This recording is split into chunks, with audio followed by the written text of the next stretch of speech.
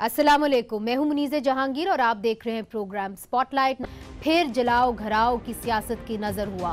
Pakistan peoples party और पाकिस्तान तहरीक इंसाफ ने senate के इंतखाबात के लिए इत्तेहाद का मुजाहरा किया, पर कराची में जहां इनका इंतखाबात में सख्त मुकाबला होना है वहां एक दूसरे पर हमला इन्होंने कर दिया, जिसके नतीजे में कैंपों को आग लगाई गई, दर्जनों अफराद जख्मी हुए, गाड़ियों को भी आग लगा दी गई, तोड़ फोड़ की गई। सवाल यह है कि आने वाले इंतखाबात में दो बड़ी जमातें जो नून लीग के खिलाफ खड़ी होने जा रही हैं, अगर कराची के इक़्तिदार के लिए उलझ जाती हैं तो इसका असर पाकिस्तान पीपल्स पार्टी और पाकिस्तान तहरीक इंसाफ का मुस्तकबिल में इत्तेहाद पर क्या होगा, ये एक बहुत अहम सवाल है। और मियां नवाज शरीफ साहब जो है वो इल्ज़ाम लगाते हैं कि पाकिस्तान पीपल्स पार्टी और पाकिस्तान तहरीक इंसाफ खलाई मखलूक से डिक्टेशन लेते हैं। इन इल्ज़ामात का पाकिस्तान पीपल्स पार्टी कैसे सामना करेगी?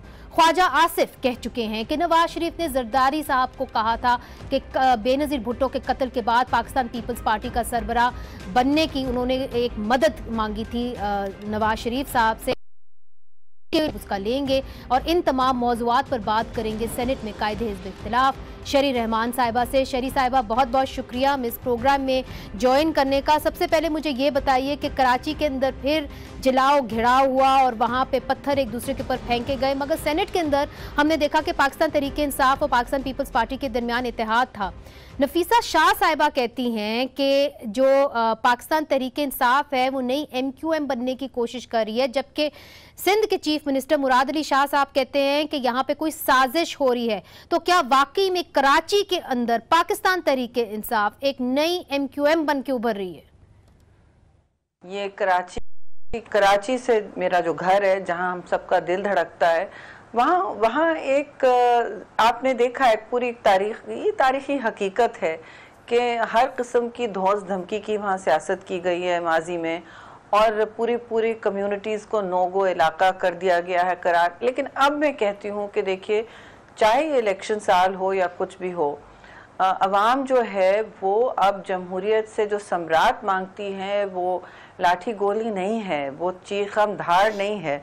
वो चाहते हैं कि अब उनको बिजली, पानी, रोज़गार जो बड़ी मुश्किल से फराहम होता है, और अब कराची में मैं बिल्कुल मानूंगी और एतराफ़ करूंगी कि काम बहुत हैं करने को, और कोशिश हम सबको ये करनी चाहिए कि बिल्कुल गुस्सा भी आता है और रद्द अमल तो ज़ाहिर है CM का होगा, ये तो उनका हक बनता है कि वो इस तरह रद्द अमल दें।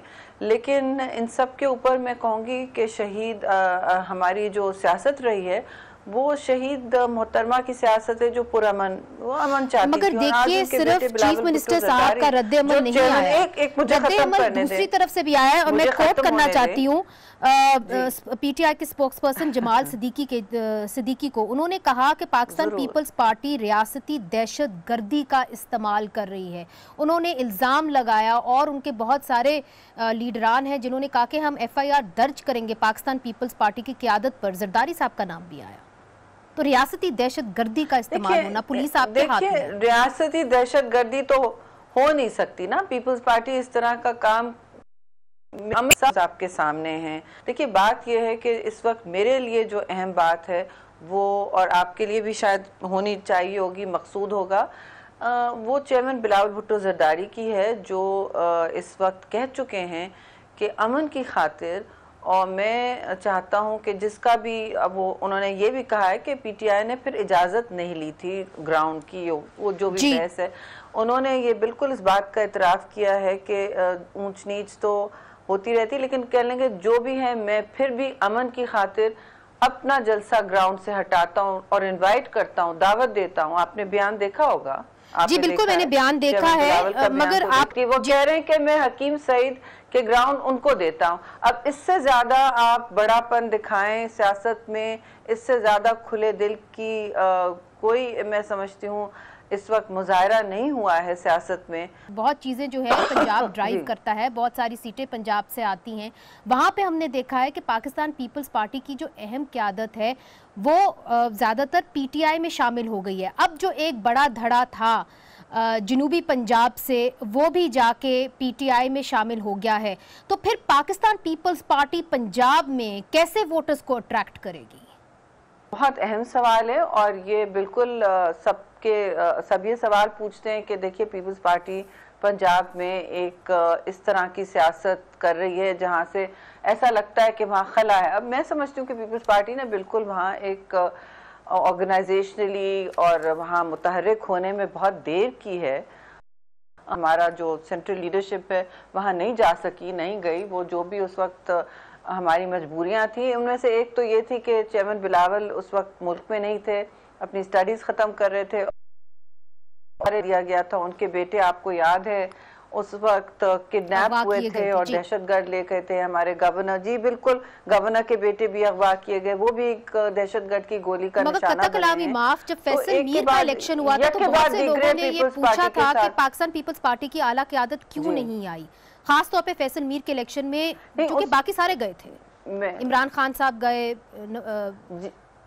मरीम नवाज साहिबा गए। मौजू बिल्कुल सवाल है आपका, बिल्कुल मौजू सवाल है। उसमें उन्होंने वो कॉन्टेस्ट एक बड़ा कॉन्टेस्ट था और उसमें बेशक पीपल्स पार्टी वहाँ हमारी लोकल क़यादत थी, हमारी लोकल ऑर्गेनाइजेशन मौजूद थी, लेकिन उस वक्त हमारी हर जगह तवज्जो भी बटी हुई थी और हमने बहुत देर की पंजाब को, खास तौर से सेंट्रल पंजाब को तवज्जो देने में। तो अब आपकी एक्सपेक्टेशंस क्या हैं फ्रॉम दिस? आप एक मंजीवी सियासतदान हैं, आपने इलेक्शंस देखे हैं, आपकी क्या एक्सपेक्टेशंस है पंजाब से आने वाले इंतखाबात में? देखिए मनीज़े, आप बहुत अच्छी और मुझसे बेहतर जानती हैं कि वहाँ की इस वक्त सियासत एक दो तरीके की हो गई है। नजरिए की सियासत दूर चली गई है और एक तो बरादरी, एक पुराना चल रहा है ज़िया उल हक के टाइम से, एक बरादरी पर बहुत तरजीह होने लगी है। और दूसरा, और जिसमें हमारा भी इसमें, देखिए हमने नजरियात की सियासत को का वहाँ झंडा बहुत जल्दी, बहुत पहले गाड़ना चाहिए था फिर से रिवाइवल के लिए। वो फिर मैं नहीं किसी को जिम्मेदार करी, मैं कह रही हूँ हमने देर की, लेकिन इस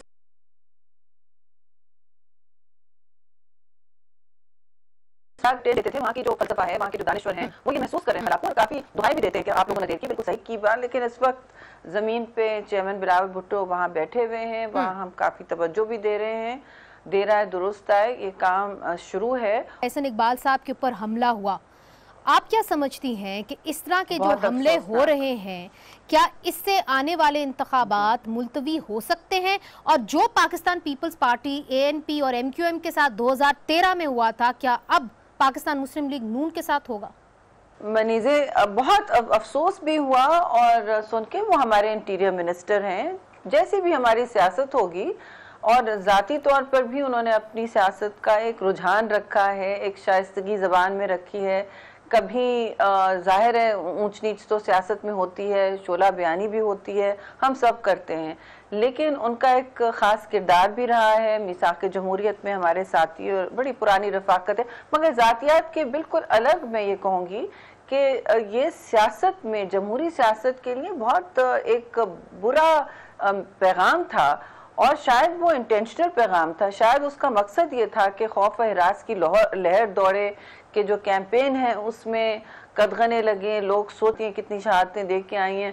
पीपल्स पार्टी नहीं चाहती, बिल्कुल पीपल्स पार्टी नहीं चाहती कि किसी और पार्टी को इस तरह तो उसका हल क्या होगा? मैं समझती हूँ कोई हल है आपके पास, कोई हल प्रेजेंट करेंगे कि JIT बनना काफी है? जी देखिए, JIT तो अलग चीज है ना, ये तो एक तहकीकी अमल होता है, ये एक रियासत का बंदे को कैफरे, मुजरिम को कैफरे के दाद पहुंचाने का अमल करना चाहेंगे भी इसके बारे में?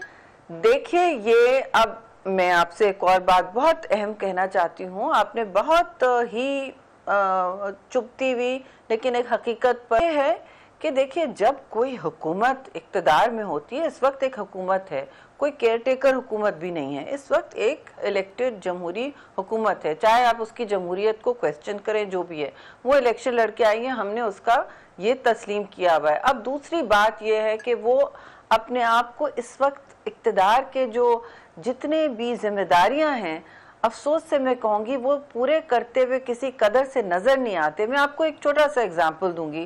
पार्लियामान को जिस तरह वो तवातिर से बेतौर से होता है, ये बात आपकी बिल्कुल सही है, मगर अब क्या करना है? लोग सियासतदानों की तरफ देख रहे हैं, दहशतगर्दी की लहर उठी हुई है। मियां नवाज शरीफ साहब खड़े होकर ये कहते हैं कि जी 1000 रुपए जिन लोगों ने दिए थे वो लोग इस माइंडसेट को इनकरेज कर रहे हैं। आपकी पार्टी को रोशन ख्याल पार्टी कहा जाता है।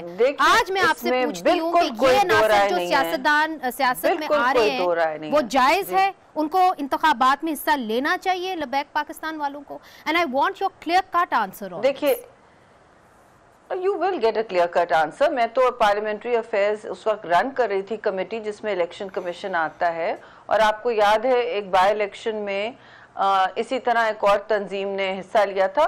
उस वक्त उनके पोस्टर्स कलअदम तंजीमों के साथ जुड़े हुए थे। मैंने एक्शन लिया और मैंने कहा इस तरह नहीं हो सकता। अब इसमें दो बातें हैं, जो 4th शेड्यूल में तंजीम होती है उसका हक नहीं होता, और अगर ऐसा कहीं होता है कि पोस्टर पे नजर भी आए तो आप उसकी निशानदेही करें। देखिए, कानून और इस वक्त कानून का नजर आना, अब तो आई एम वेरी क्लियर, अगर कोई तंजीम इस वक्त प्रोस्क्राइब्ड है, बैंड है या 4th शेड्यूल पे है, तो पाकिस्तान बैंड नहीं है, सवालिया निशान उठता है।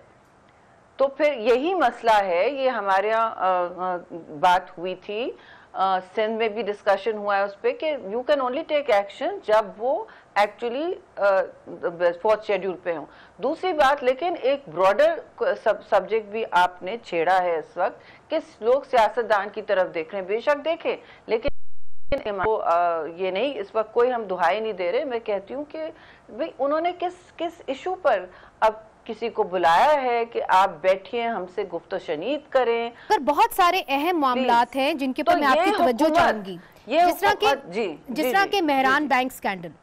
अब इतने दिनों बाद पिटिशनर वफात पा चुके हैं, मेहरान बैंक स्कैंडल फिर से सुप्रीम कोर्ट के नोटिस में आया और उन्होंने कहा कि इसके ऊपर इम्प्लीमेंटेशन होनी चाहिए और FIA को कार्रवाई करनी चाहिए। असगर खान केस की बात कर रही हैं ना? असगर खान केस की बात कर रही हूँ, और असगर खान आपको पता है कि वो इसी साल वफात पा गए थे। तो सवाल ये उठता है, बहुत सारे लोग ये सवाल उठाते हैं कि इसी साल क्यों, टाइमिंग के ऊपर सवाल उठाते हैं। ये असेंबलियाँ जो हैं ख़त्म होने वाली हैं, इस साल इंतखाबात होने हैं, अगर इसके अंदर इस केस के अंदर कोई फंसता है तो वो मियां नवाज शरीफ साहब फंसते हैं। तो टाइमिंग के ऊपर लोग सवाल उठा रहे हैं। देखिए, टाइमिंग पर लोग बेशक सवाल उठाएं, ये हम सबका हक है कि हम वक्त की, और हम वर्डिक्ट को भी मनीज़े, हमने बहुत सारे वर्डिक्ट्स को पर सवाल उठाया है कि ये नाइंसाफ़ी है हमारे साथ।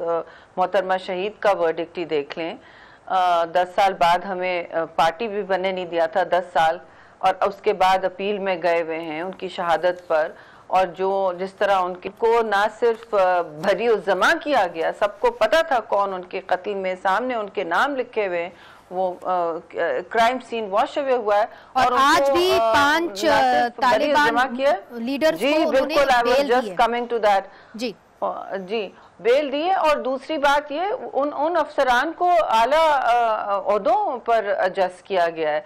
तो ये तो मैसेज हमें क्या, फिर शहीद जुल्फ़िकार अली भुट्टो का अदालती कत्ल, उस पर भी हमने रेफरेंस लाए हैं। हमें इस वक्त कोई उस पर इंसाफ मैं नहीं समझती मिला है।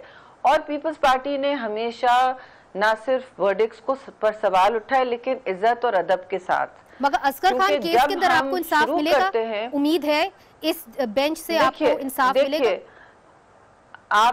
आप बिल्कुल टाइमिंग का सवाल उठा सकती हैं, और मैं ये कह नहीं सकती कि मैं पहले से ये नहीं कह सकती कि मुझे किसी बेंच से इंसाफ मिलेगा नहीं मिलेगा। ये तो एक ना तो कंटेम्प्ट के जिम्मे में आएगा एक तो, और दूसरी बात ये कि देखिए, यू कैन नॉट से फ्रॉम बिफोर कि मुझे इस बेंच से इंसाफ नहीं मिलना। आप नहीं कह सकते, आपको वो अदालतें आप जैसे लोग थे पाकिस्तान पीपल्स पार्टी के अंदर, बिल्कुल अगली पार्लियामेंट के सर के ऊपर वो ही 62-63 लटकेगी। क्या पाकिस्तान पीपल्स पार्टी ने इसके ऊपर कोई सोच विचार किया है कि अगली बार जब आप आएं और अगर आप जीत के आएं तो क्या इसके अंदर आप तरमीम करेंगे? मनीज़े, बहुत अच्छा सवाल है। इस पर हमें कोई रोज़ बैठ के मीटिंग नहीं करनी पड़ती, क्योंकि हम मसलहत पसंदी से नहीं काम कर रहे।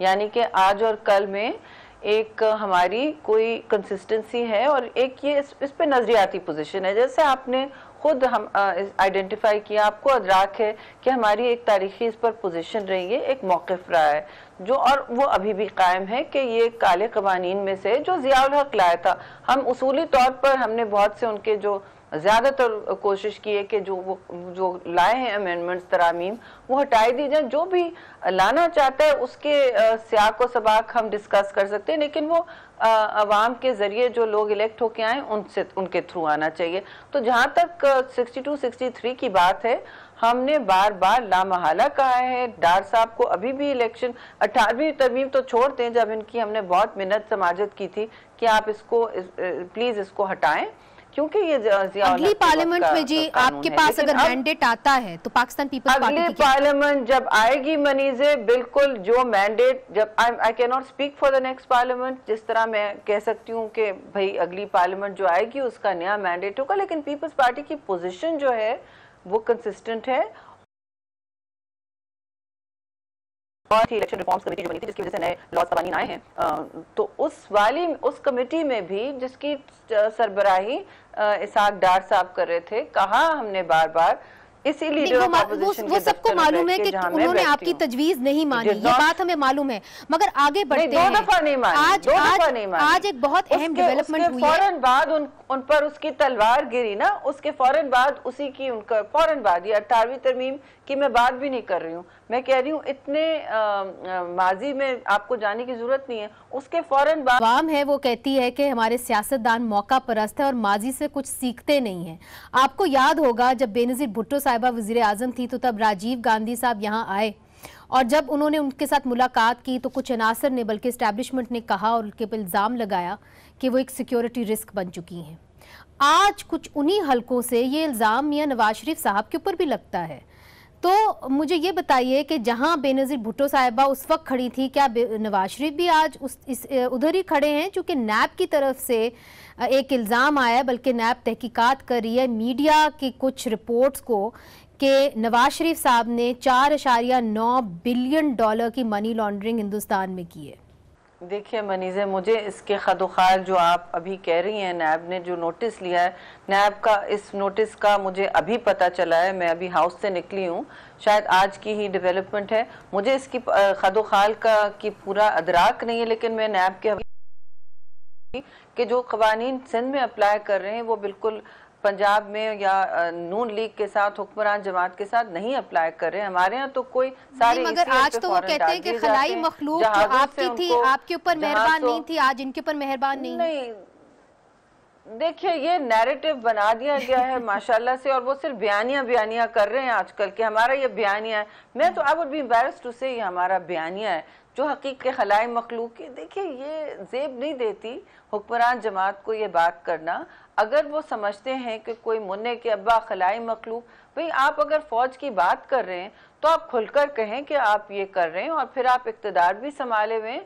आपने अपना जो पूरा पैनामा केस है, इस बात में they have been quite successful मनीज़े, उन्होंने उठा के पूरा पैनामा का केस जिसमें उन्होंने जो ना आपने इजाद किया है ना मैंने कोई यहाँ कंस्पिरेसी की उनके खिलाफ, ये इंटरनेशनल डिपार्टमेंट्स की अभी भी बात चल रही है। जो वो कहते हैं कि उनके पास 93 में नहीं था, जब सबको मालूम है उनको उनके और विटनेसेस भी सामने आ चुके हैं। ये तो सियासत कतरी नहीं तो उन्होंने सारे इस अभी nobody is talking about that. नहीं देखिए पैनामा के ऊपर तो लातादाद प्रोग्राम हुए हैं, मगर शरी साहिबा उन्होंने एक और इल्जाम आज जरदारी साहब के ऊपर लगाया है और मैं आपसे पूछना, उल्टे इल्जामात शुरू कर दिए हैं और हम शोज उस पे ये कर रहे हैं और हम जवाबदेही उस पर कर रहे हैं। मगर मैं आपसे ये सवाल इसलिए कर रही हूँ रियल इशू क्योंकि आई फाइंड दैट रिडिकुलस। अगर पीपल्स पार्टी एक सवाल मैं आपसे करना चाह रही हूँ, let me assure you we would be dealing with this.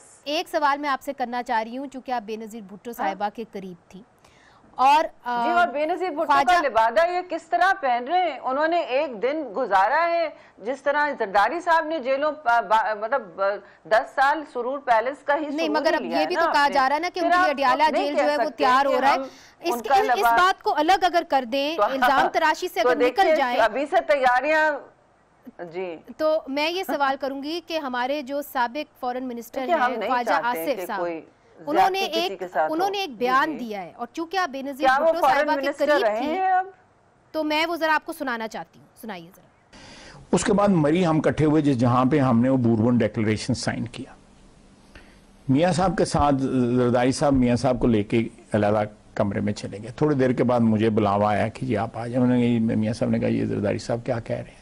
मैं कि मुझसे इन्होंने बात की हुई है, आपसे भी बात को थोड़ी बहुत सरसरी की थी वो जब हम बीबी के पुरसे के लिए गए थे।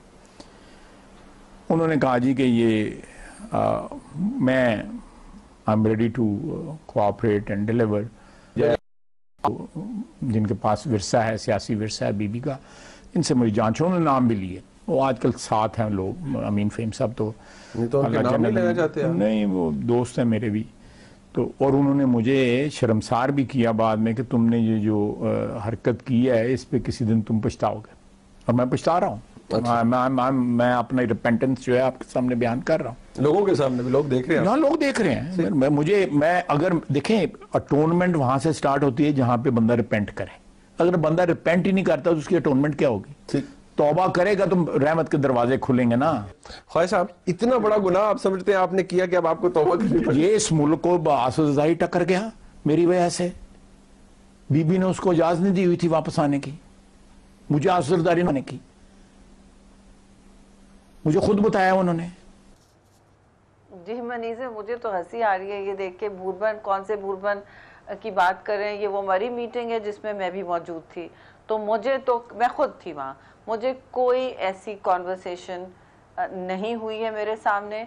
और मैं कह सकती हूँ आज टीवी पे आपका इंटरव्यू बड़ी रेटिंग्स मिल जाएंगी। आपकी वैसे ज़ात ऐसी है कि आपको रेटिंग्स मिलती हैं। लेकिन मैं अगर इस तरह की कोई इजाद करके बात कह दूं कि नवाज शरीफ ने हमसे ये बातें कही थी, मतलब दिस डजंट होल्ड एनी। इसका ना कोई सदाकत हो सकती है ना कोई। मगर एक बात तो साफ है शरी साहिबा, शायद आप भी जानती हैं। I was there the whole time. नहीं, मैं थी उस मीटिंग में, मैं मरी की मीटिंग में मौजूद थी। तो मुझे और कोई मुलाकात भी नहीं हुई थी ख्वाजा आसिफ, नवाज शरीफ और जरदारी साहब के दरमियान? I was there. हम सब बैठे हुए थे वहाँ, हम सब बैठे हुए थे। पूरा लंच का एहतमाम हुआ था, उनकी फैमिली थी, हमारे लोग थे। तो आई डोंट नो ये कौन सी मरी मीटिंग की बात कर रहे हैं। और दूसरी बात ये कि बाय ऑल, मतलब आप तो, मैं आपको अभी कुछ भी कह दूं, मुझे ये अगर कोई पहले तो अगर कोई बात हुई है तखलिए में, मैं उसको नेशनल टेलीविजन मगर कई बड़े इंडिपेंडेंट लोग भी यही कहते हैं कि ये तो बात तयशुदा थी कि बेनजीर भुट्टो जब वापस आएंगी तो आसिफ अली जरदारी साहब उनके साथ नहीं आएंगे। और 18 अक्टूबर को जब वो वापस आए, जब तक वो यहाँ पे थी, जब तक उनके कहूंगी दो बातें। ये जो लोग कहते हैं कि इस वक्त she didn't want him to, वो आने की बात वो थी कि उनमें से अभी भी ये होता है कि फैमिली इनकी कभी एक साथ इतने हादसात और इतने मर्डर्स और सब कुछ हादसात तो नहीं हुए हैं, सारे एक्चुअल प्रीमेडिटेटेड मर्डर्स ही हुए हैं, शहादतें हुई हैं इस ख़ानदान में, कि वो एक साथ ट्रैवल भी नहीं करते, एक जहाज़ में भी ट्रैवल पसंद नहीं करते करना। कि ये कोई अगर कुछ हो गया या कोई हमला हुआ तो लिहाजा ये उनका फैसला नहीं था। आप ये कह रही हैं कि बेनजीर भुट्टो का साहिबा का फैसला नहीं था कि आसिफ जरदारी साहब बाहर रहें। मैं बीबी के साथ बिल्कुल नहीं, मैं उनके साथ थी। मैं आपको ये भी बताऊंगी कि कोई 10 साल मैंने मोहतरमा शहीद के साथ काम किया है अपोजिशन में। और वो जो ख्वाजा अमूर थी जिनके कलमदान ख्वाजा आसिफ लेके बैठे, मैं किसी की ज़ात पे नहीं, हमने सब ने मिसाक जमहूरियत में काम किया है, मैं किसी की ज़ात पे और ना कोई ज़ाती बातें सामने लाती हूँ, जेब नहीं देता। दूसरी बात ये कि उस वक्त से मुझे याद है कि जो भी उनके हसास काम होते थे मोहतरमा के, और सारी खारजा पॉलिसी जो अमेरिका के साथ, EU के साथ, बरतानिया के साथ, किसी भी दूसरे मुल्क के साथ, मुझे वो भेजती थी और कहती थी शरी तुम, एक दफ़ा तो हो गया था कि जरदारी साहब, Asif is handling all that. मुझे याद है जब चीफ जस्टिस का इस वक्त रेस्टोरेशन के सारे कॉन्स्टिट्यूशन एवेन्यू पे हमारे काफिले निकले होते थे, मैं होती थी इंफॉर्मेशन सेक्रेटरी पीपल्स पार्टी की, और डे टू डे हमारा काम होता था। हमारे सारे रंग उड़ रहे थे खड़े हुए सूरज में, और सारी मीडिया मौजूद थी, आप भी थी, इंटरनेशनल मीडिया भी होती थी। तो मैंने कहा बीबी मुझे जरदारी साहब ने वहाँ इस फला काम से बोला हुआ है, तो मैं किस काम को तरजीह दूँ? उन्होंने कहा शेरी ऑलवेज नो। मेरे पास वो ईमेल मौजूद है कि मेरा जरदारी साहब आपसे कह रहे हैं वो पहले करे, वो हसास काम है, वो उसमें मेरी हामी है और हमेशा ट्रस्ट होती है। तो मुझे याद है ठीक, तो आपका ये रिस्पॉन्स कैसी बात कर रहे हैं, उस वक्त जो आने की बात कर रहे थे। अच्छा, अब वो तो उनके बल्कि आखिरी सवाल शरी साहिबा, आखिरी सवाल आपसे करूंगी क्योंकि आप इंफॉर्मेशन मिनिस्टर भी रह चुकी हैं। इधर हमने चलना है एक छोटे से वक्फे की तरफ। अब वक्फे के बाद हम बात करेंगे मीडिया के ऊपर, चूंकि मीडिया के ऊपर भी बहुत सारी कदगनें लगाई जा रही हैं, मीडिया को सेंसर भी किया जा रहा है, कुछ सेल्फ सेंसरशिप जरूर है मगर कुछ दबाव भी है। शरी रहमान साहिबा इंफॉर्मेशन मिनिस्टर रह चुकी हैं, उनसे के जरिए लग रही है। और पाकिस्तान मुस्लिम लीग नून की जो क़यादत है वो कह रही है कि इसके पीछे भी खलाई मखलूक है। इंतखाबात आने वाले हैं, के ऊपर बीप लग जाती है और कई ऐसे जेन्युइन ग्रीवेंसेस कुछ लोग लेके आते हैं खैबर पख्तूनख्वा से, उनको दिखाया नहीं जाता। तो आप समझती हैं कि ये जो इंतखाबात हैं इसमें सबकी आवाज़ जो है वो सुनी जाएगी? मनीज़े, सबकी आवाज़ सुना। देखो, एक जो हो रहा है और एक जो होना चाहिए, मैं होना चाहिए पे भी बात करूंगी कि बिल्कुल देखिए, आज़ादी इजहार जो है एक बुनियादी हक है। आर्टिकल 19 में जम है, 19 में हमारे आइन में, और हमें आइन को हल्का नहीं समझना चाहिए, ना उसको बाईपास करना चाहिए, इदारों के ज़रिए हो या किसी के ज़रिए हो, या तशद्दुद का निशाना बना के मीडिया को। आप दोनों देख चुकी हैं कि हुआ है पाकिस्तान में ऐसा, और जब भी हुआ है किसी मगर आज कौन कर रहा है? सवाल तो ये है शरी साहिबा, चूंकि आज इसकी जद के अंदर मियां नवाज शरीफ साहब भी हैं। I don't agree with this। जद के अंदर मियां नवाज, और वो खुद भी तो कर रहे हैं। नंबर 2, देखिए मनीज़े, जहाँ तक ये जो पश्तून मूवमेंट की बात है, जिससे आप अग्री करें, लेकिन बहुत सारे इनके लेजिटिमेट ग्रीवेंसेस होंगे, इनको एड्रेस करना चाहिए। आप किसी कम्युनिटी को दीवार से नहीं लगा सकते, आपने उनसे जायज़ उनके जो मुतालबात हैं वो सुनने होंगे, और जमहूरी कल्चर में ये ज़रूरी होता है। जो अच्छा, दूसरी बात, मैंने मीडिया हाउसेस से खुद बात की कि मुझे इत्तला आई है कि कुछ आपकी कदगन लगी है, ये है वो है, क्योंकि जब मैं मिनिस्टर थी तो यही हाउसेस सब फोन कर रहे होते थे, मेरी लाइंस जला रहे होते, बर्निंग फोन्स, ओ ये हमारे पास हमारा फला चैनल बंद हुआ, 4-4, 5-5। और एक दिन मैंने रिजाइन कर दिया कि मैं जिम्मेदारी नहीं ले सकती अगर चैनल बंद हो रहा है, तो आई मस्ट रिजाइन। आपको याद है अरब, मैंने पूछा, सब डिवाइडेड है, कोई अभी तक, मैंने बल्कि कहा कि हम नहीं, मगर आपको तो पता है ना कि लाहौर हाई कोर्ट का ऑर्डर आया, चैनल्स के ऊपर फाइन भी लग चुके हैं, वो भी पेमरा के सामने पेश हो रहे हैं। तो सवाल ये है कि इन इंतखाबात के अंदर नून लीग के ऊपर कॉर्नर मीटिंग्स के ऊपर जो है हमले हो गए हैं, उनके जो लीडर हैं उनके ऊपर बीप लगती है, और अब उनको ये भी कहा जा रहा है कि शायद वो गद्दार भी हैं। क्या ये इलेक्शन साफ शफाफ होगा? देखिए, इलेक्शन का लेवल प्लेइंग फील्ड और शफाफियत बहुत ज़रूरी है। मैं समझती हूँ ना इसके शेड्यूल में डिले होनी चाहिए, ना जो हमारी हालात हैं उनको इस तरह हो जाना चाहिए कि एक जमात पूरी बना लिया है, वो चाह रही है कि वो सियासी शहादत के कोने में जाके खड़े हो जाएं और बगैर कीमत अदा किए सारा सियासी शहादत का लिबादा ओढ़ लें, और फिर पीपल्स पार्टी को चैनल करें, दे चैनल बेनज़ीर भुट्टो शहीद, दे चैनल जुल्फ़िकार अली भुट्टो शहीद। प्रोपोस्टस। तो मुझे तो समझ नहीं आती कि खुला आप मैदान दें और सबको दें।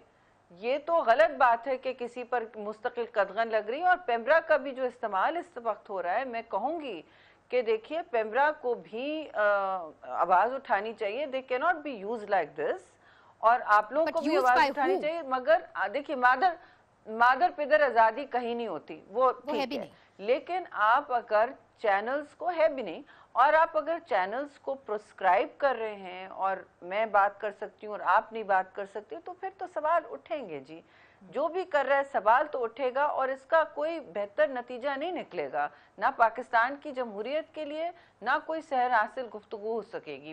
उंगलियां बल्कि और उठेंगी, और तनकीद का निशाना बनाया जाएगा लोगों को, उससे किसी को फायदा नहीं होगा, ना पाकिस्तान की आवाम को, ना जो, अगर आप मुझे बंद करना चाह रही हैं तो मेरा तो फायदा ही होगा मनीज़े। आप अगर मेरा इस वक्त शो बंद कर दें तो I will gain traction politically.